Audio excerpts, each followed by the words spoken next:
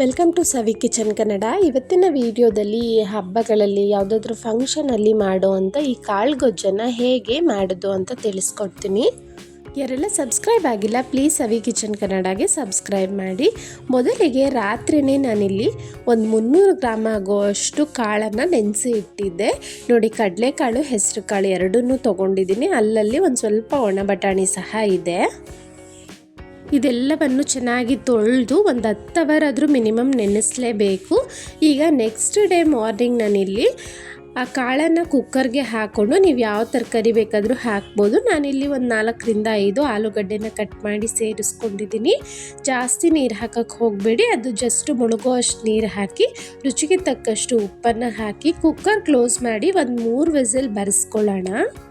ಈಗ ಕಾಳು ಬೇಯೋ ಅಷ್ಟರಲ್ಲಿ ಮಸಾಲೆ ರೆಡಿ ಮಾಡ್ಕೊಬಿಡೋಣ. ಒಂದು ಪ್ಯಾನ್ಗೆ 2 ಟೇಬಲ್ ಸ್ಪೂನ್ ಆಗೋಷ್ಟು ಎಣ್ಣೆ ಹಾಕ್ಕೊಂಡಿದ್ದೀನಿ.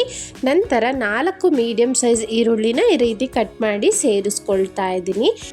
ಈರುಳ್ಳಿ ಎಲ್ಲ ಚೆನ್ನಾಗಿ ಫ್ರೈ ಮಾಡ್ಕೋಬೇಕಾಗತ್ತೆ. 1 ನಿಮಿಷ ಫ್ರೈ ಮಾಡ್ಕೊಳ್ಳಿ ಮೊದಲು.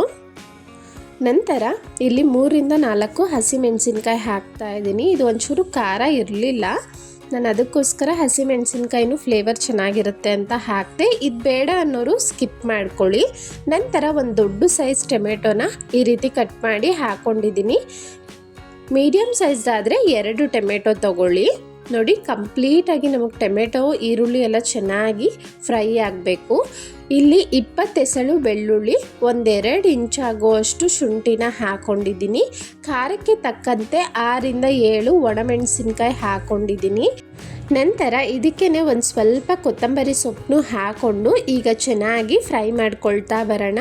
ಸುಮಾರು 2 ರಿಂದ 3 ನಿಮಿಷ ಮೀಡಿಯಮ್ ಫ್ಲೇಮಲ್ಲಿ ಫ್ರೈ ಮಾಡಿದ್ರೆ ನಮಗೆ ಎಲ್ಲ ಪದಾರ್ಥನೂ ಚೆನ್ನಾಗಿ ಫ್ರೈ ಆಗಿರುತ್ತೆ. ಟೊಮೆಟೊ ಕೂಡ ಸಾಫ್ಟಾಗಿ ಆಗಿರುತ್ತೆ. ನೋಡಿ, ಆಲ್ಮೋಸ್ಟ್ ಫ್ರೈ ಆಗಿದೆ. ಈಗ ಇದಕ್ಕೇ 1-2 ಇಂಚು ಚಕ್ಕೆ ಹಾಗೆ 5 ರಿಂದ 6 ಲವಂಗನೂ ಸಹ ಹಾಕ್ಕೊಂಡಿದ್ದೀನಿ.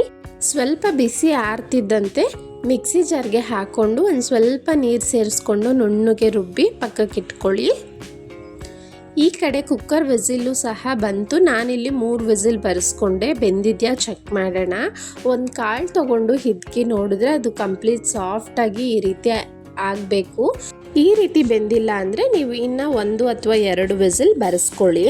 ಈಗ ಪಾತ್ರೆಗೆ ಒಂದು 4 ಟೇಬಲ್ ಸ್ಪೂನ್ ಆಗುವಷ್ಟು ಎಣ್ಣೆ, ಒಂಚೂರು ಸಾಸಿವೆ, ಒಂದು ಸಣ್ಣ ಈರುಳ್ಳಿನ ಕಟ್ ಮಾಡಿ ಒಗ್ಗರಣೆ ಮಾಡ್ಕೊಳ್ತಾ ಇದ್ದೀನಿ. ಇದಕ್ಕೆ ಒಂದು ಸ್ವಲ್ಪ ಹಸಿ ಕರಿಬೇವನ್ನು ಹಾಕ್ಕೊಂಡು ಈರುಳ್ಳಿನ ಚೆನ್ನಾಗಿ ಬಾಡಿಸ್ಕೊಳ್ಳೋಣ. ಈರುಳ್ಳಿ ಫ್ರೈ ಆದಮೇಲೆ ನಾನು ಕಾಳನ್ನು ಮಾತ್ರ ಹಾಕ್ತಾ ಇದ್ದೀನಿ. ನೋಡಿ, ಎಲ್ಲ ಕಾಳು ಆಲೂಗಡ್ಡೆನ ಹಾಕ್ಕೊಂಡು 1 ನಿಮಿಷ ಎಣ್ಣೆಯಲ್ಲಿ ಚೆನ್ನಾಗಿ ತಿರುಗಿಸ್ಕೊಡ್ತಾ ಫ್ರೈ ಮಾಡ್ಕೊಳ್ಳಿ. ನಾನು ನೀರು ಕಡಿಮೆನೇ ಹಾಕಿದ್ದೆ ಬೇಯೋದಕ್ಕೆ, ಅದು ಸೈಡಲ್ಲಿ ಇಟ್ಟಿದ್ದೀನಿ ಆಮೇಲೆ ಹಾಕ್ಕೊಳ್ಳೋದಕ್ಕೆ. ನೋಡಿ, 1-2 ನಿಮಿಷ ಫ್ರೈ ಮಾಡಿದ್ಮೇಲೆ ಈಗ ಮಸಾಲೆನ ಹಾಕ್ಕೊಳ್ತಾ ಇದ್ದೀನಿ. 4 ಟೇಬಲ್ ಸ್ಪೂನ್ ಆಗೋಷ್ಟು ಧನಿಯಾ ಪುಡಿ ಹಾಕ್ಕೊಳ್ತಾ ಇದ್ದೀನಿ. ನಾನು ಸ್ಪೂನ್ ಫುಲ್ಲಾಗಿ ತೊಗೊಂಡಿದ್ದೀನಿ, ನೀವು ನೋಡ್ಬೋದಲ್ಲ, ಇದೇ ರೀತಿ ಹಾಕ್ಕೊಳ್ಳಿ. ಒಂದು ಚಿಟಿಕೆ ಆಗೋಷ್ಟು ಅರಿಶಿನ. ಈಗ ಎಲ್ಲವನ್ನು ಒಂದ್ಸಲ ಚೆನ್ನಾಗಿ ಮಿಕ್ಸ್ ಮಾಡೋಣ. ಈಗ ಬೇಯಿಸಿರೋ ಅಂಥ ನೀರಿರುತ್ತಲ್ಲ, ತುಂಬ ಹಾಕೋದಕ್ಕೆ ಹೋಗಬೇಡಿ. ಕಾಳು ಗೊಜ್ಜು ಅಂದರೆ ತುಂಬಾ ಗಟ್ಟಿಯಾಗಿರಬೇಕು ಅಲ್ವಾ. ಕನ್ಸಿಸ್ಟೆನ್ಸಿ ನೋಡಿಕೊಂಡು ಎಷ್ಟು ಬೇಕೋ ಅಷ್ಟು ನೀರನ್ನು ಹಾಕ್ಕೊಳ್ಳಿ. ನೋಡಿ, ಎಲ್ಲವನ್ನು ಚೆನ್ನಾಗಿ ಒಂದು ಸ್ವಲ್ಪ ತಿರುಗಿಸ್ಕೊಂಡು ಕನ್ಸಿಸ್ಟೆನ್ಸಿ ನೋಡಿಕೊಂಡು ಈಗ ಸುಮಾರು ಇದನ್ನು 4 ನಿಮಿಷ ಕಾಯೋದಕ್ಕೆ ಬಿಟ್ಬಿಡೋಣ. ಚೆನ್ನಾಗಿ ಸಾಂಬಾರೆಲ್ಲ ಕುದಿಬೇಕು. 4 ನಿಮಿಷ ಆದಮೇಲೆ ನೋಡಿ, ಈ ರೀತಿ ಆಯಿಲೆಲ್ಲ ಮೇಲೆ ಸಪ್ರೇಟ್ ಆಗುತ್ತೆ. ಸಾಕು. ಮಸಾಲೆನೂ ಸಹ ನಾವು ಹುರ್ಕೊಂಡು ರುಬ್ಬಿರೋದ್ರಿಂದ ತುಂಬ ಹೊತ್ತೇನು ತೊಗೊಳ್ಳೋದಿಲ್ಲ.